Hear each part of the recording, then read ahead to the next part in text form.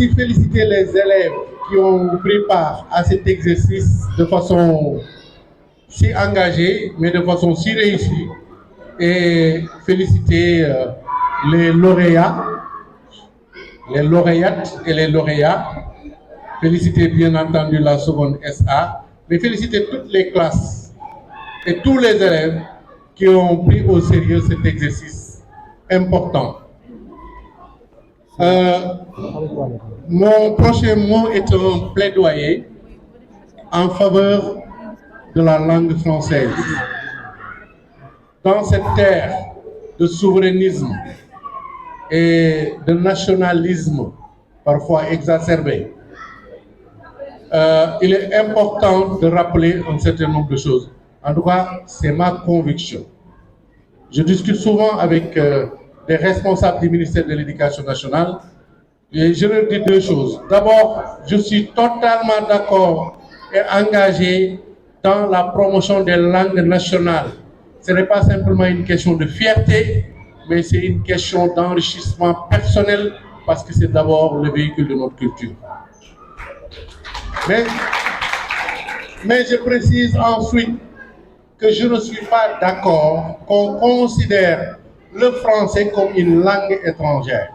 Quand on parle une langue dans un pays depuis 3 siècles, cette langue n'est plus étrangère, elle est notre langue. C'est ma sœur aussi. Qui plus est, a permis à beaucoup d'intellectuels, à beaucoup d'ingénieurs, de scientifiques de nos pays de s'épanouir et d'exceller. Il n'y a aucune raison aujourd'hui de jeter le français aux orties comme s'il s'agissait d'un corps extérieur. Au contraire, le français est aussi notre langue. D'ailleurs, nombre de nos enfants ici à Dakar ne parlent plus qu'une seule langue, le français. À la limite, s'ils parlent une deuxième langue, c'est l'anglais. Alors, vouloir faire la promotion exclusive des langues dites nationales, exclure ou appauvrir le français, déboucherait sur la promotion de la médiocrité, et moi ça je ne suis pas d'accord. Et c'est une raison pour laquelle je vous félicite encore pour ces journées d'échange de livres, que l'année prochaine vous voudrez bien rajouter échange de livres et de promotion de la langue française. En tout cas, moi je l'assumerai sans aucune faiblesse. Cette initiative a réussi à remettre le livre au centre des discussions, à favoriser des échanges entre lecteurs et à créer une dynamique culturelle dans les classes et à vous donner, vous chers élèves, l'envie de toucher des pages et de découvrir des œuvres.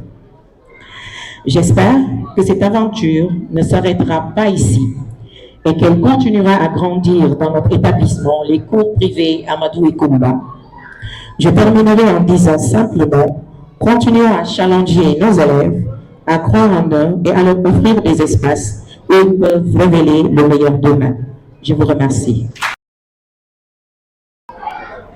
Mesdames, Messieurs, il y a 15 jours, nos 14 classes pédagogiques se sont lancées dans un pari simple et audacieux. Faire circuler les livres, faire circuler les idées, faire circuler le plaisir de lire. Résultat, plus de 200 ouvrages ont changé de main. Plus de 200 histoires donc, essais, romans, recueils ont été ouverts, annotés, discutés et transmis. Ce chiffre n'est pas seulement une statistique, il dit quelque chose d'essentiel. Au COPAC, la lecture vit encore. Elle résiste au bruit des écrans. Elle prouve que nos élèves ont soif de sens, d'imaginaire et de culture. Je veux saluer donc l'engagement remarquable de toutes les classes. Mais j'ai noté avec une attention particulière la belle participation de nos filières scientifiques. La science et la lecture, avez-vous ainsi prouvé, ne sont pas des rivales. Un futur ingénieur, un futur agronome, un futur chercheur a besoin d'une pensée structurée, d'une sensibilité affinée, d'un vocabulaire précis. La lecture nourrit pour cela.